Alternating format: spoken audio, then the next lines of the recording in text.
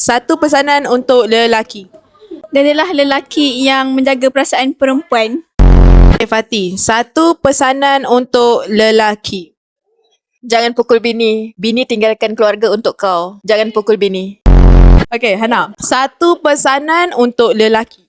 Kalau puasa pun tak, macam mana hampa nak menahan nafsu? Nak satu pesanan untuk perempuan. Tolonglah puasa penuh. Okay, satu pesanan untuk perempuan.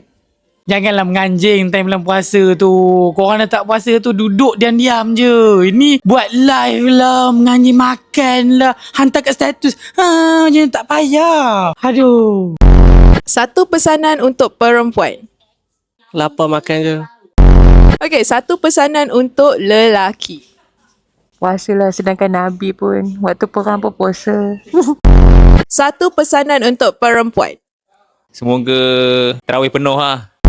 Satu pesanan untuk perempuan.